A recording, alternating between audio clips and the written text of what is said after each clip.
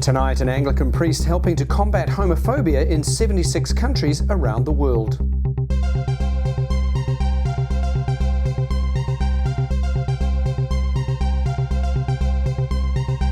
Hello and welcome to the final edition of GayTalk tonight for 2012. I'm Andrew Whiteside.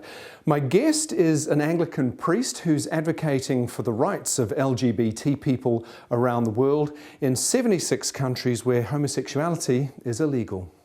Albert Ogle is a gay Anglican priest living in the United States who is committed to combating homophobic violence and laws in many places around the world. He's forming alliances in such countries as Uganda between supportive clergy, heterosexual people and the queer communities to foster understanding and acceptance. Recently, he took a group of 26 African Alliance members to tell their stories to the World Bank and the United States Congress. Albert Ogle believes it's this kind of dialogue that will improve the lives of LGBT people globally. Albert, thank you for joining me. Great pleasure having you here. Great to be back in New Zealand, Andrew. Thank you. Let's kick off by having a look at how you actually got into this work of advocacy. Well, I grew up in Ireland, and as an Irish Anglican priest, I was actually kicked out for being gay way back in the 80s. So I grew up in a country where it was illegal to be gay, and the law was only changed in 1982. And we now have 76 countries where it is illegal to be LGBT. Half of them are in the British Commonwealth. They're also largely Anglican, so the religious dimension to the struggle is very important. So the foundation that you've created, what are its basic aims? The St. Paul's Foundation for International Reconciliation is looking at how we can both approach the issue of LGBT equality from a policy position. So how do we involve groups like the United Nations, the World Bank, the religious community, and at the same time, how do we resource emerging groups, grassroots groups that are struggling for health services, that are struggling to find employment? I know one of the things you do are gay-straight alliances. So how does that work in these countries? Well, it's really interesting when people are actually working together. There's a project we sponsor in Uganda. It's for women. So you have straight women who are often victims of domestic violence. They're taking care of their children, orphans, often because of AIDS, working alongside lesbians and transgender women. So they create crafts, and they have a project that we support in the United States. And it definitely is making a difference in these communities. It really is, because once, what we're finding with LGBT people in places like Africa, you can't take out the Spaghetti Strand, the LGBT piece, that it really is about how the village, how the whole community is educated about LGBT people. And one of the ways we do that, obviously, is through working together. Now, just recently, you brought 26 people to America to visit the World Bank and Congress. Tell me a little bit about that and what happened. It was a wonderful opportunity because the World AIDS Conference was held in the United States for the first time in 19 years. So the idea of having 25,000 people from all over the world, and AIDS is a huge problem still around the world.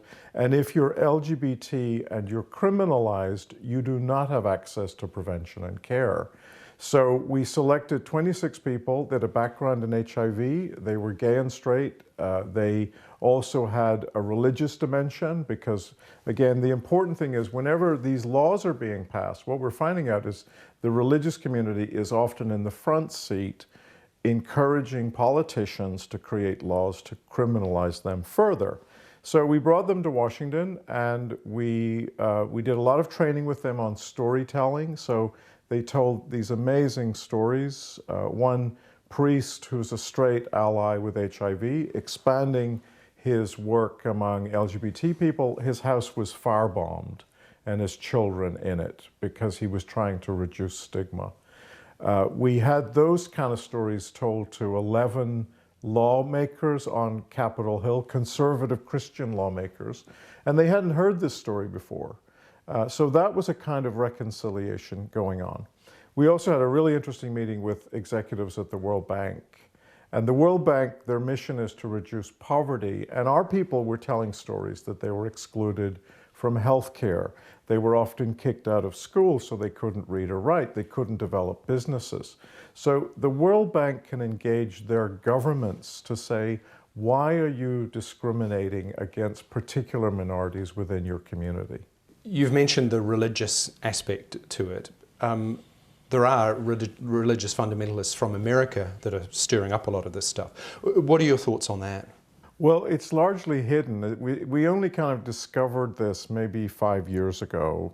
A priest in Zambia, Capiakoma, uncovered some of the initial findings. But what happened in the late 90s, through the Bush administration, faith-based initiatives, a lot of money went into religious communities, and the homophobic underbelly, or the message, really went into these communities. And they took Victorian anti-gay laws that were often not being used.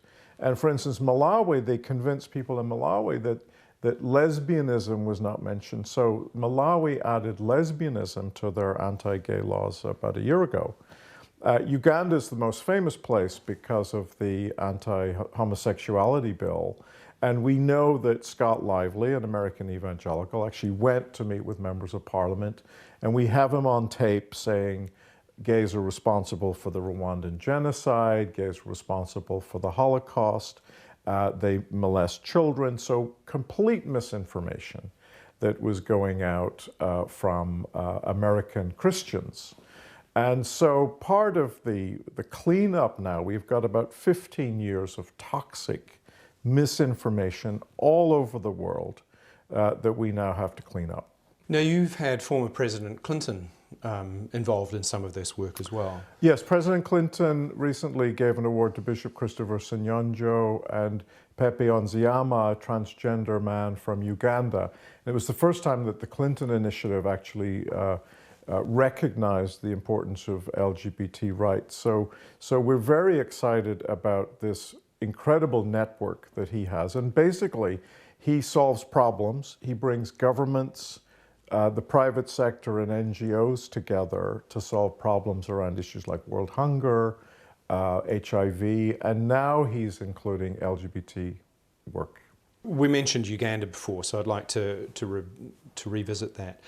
So the situation in Uganda is getting an awful lot of press, and it sounds really dire. What are your thoughts on what's going on there and how serious it is? Well, Uganda has been helpful because it's kind of blown smoke into a space, and we can see this very ugly face that in these other 75 countries we don't really see. So Uganda's been very helpful. It's also been organized. There's a very powerful civil society coalition. There are progressive faith leaders within Uganda that are speaking out and saying everybody should be welcome in churches, everybody should have access to services. So Uganda is a kind of model. My experience with Uganda, I started going there in the early 90s. It was evangelical, conservative, but it wasn't homophobic. And this really came to a head about 1998. And it coincides with some of the things I was talking about in terms of the AIDS funding from the United States. And you have huge groups like World Vision, $3 billion, the largest development Christian group in the world. And they're really not coming out against criminalization. They came out against this horrible bill that I talked about earlier, the Bahati bill. But what's really going on is often when the Ugandan government wants to avoid issues of corruption, there's a big debate right now about corruption of money from Britain that ended up in the bank accounts of government ministers, or where oil revenues are going. Right now it's being debated in Parliament. So when the Ugandan government wants a smokescreen for some larger concerns, often this bill is brought back in. You, however, have concerns beyond Uganda. There are some places that you think we should really be turning our spotlight on. Well, the Christian right has been working for many years in most of Africa, in South and Central America, even in places like Eastern Europe and Russia. There are now 11 provinces in Russia that are passing anti-gay propaganda laws. And some people may have heard Lady Gaga and Madonna have been accused of promoting homosexuality. And often the churches are in sync with the government in creating these very draconian laws where it is, I mean, for instance, just us talking about gay stuff. You could be a straight person talking about gay people. That would be deemed illegal. So we have about 76 countries, and recently in Nigeria, we've seen anti-gay laws pass both houses. So Uganda has helped us put a face on stuff that's going on all over the world. And people in these countries who are fighting these laws, there are people in the legal profession from a human rights perspective, there are people from a faith perspective who think that these laws are really harmful. They're often against Catholic social teaching. So we have to help these people to raise their voice. Before the interview, you talked to me about equality is global, and you believe that all of us have a responsibility in this area. Well, you're lucky in New Zealand because you have marriage equality here, and we're still struggling for that in the United States. And what I realized, I was working for marriage equality in California for about 3 years, and I was realizing that when I was pushing for marriage equality in California, it was hurting people in Uganda and in the developing world. And the same people who were opposing us in California had more resources, more clout in these countries. So the kind of light bulb went on for me that equality is global and that it doesn't take a lot. We just have to expand our vision. It doesn't take a lot to do the hard work of global equality, not only in our own countries, but in these other places. What do you think it takes to have a happy, successful or fulfilled kind of life? That's a good question. I think it's a balance of really knowing what you're good at and where your passion is. And I think a lot of that's just through experience. And I look back at my own life and you know, I've been a priest. I love being a priest. I think it's an amazing job, a way that you connect people and you help people look at the deeper questions of what it means to be human and to mark the important stages of the human life at birth, adolescence, marriage, and death. And so it's been a very fulfilling career for me. And the combination of the international dimension, which has been very much a part of my work, and providing services, grassroots services, a lot of AIDS. I've done a lot of AIDS work. So I'm finding now in kind of the last gig for God, if you like, that this is a way to combine all of the skills and experience that I've had to do, I think, really important work. And I really love doing that. Albert, thank you so much. It's been a pleasure. Thank you, Andrew. Well, that's the end of the season for 2012. Thank you for watching, really appreciate it. I'll be back in February 2013, hopefully. We'll see you then.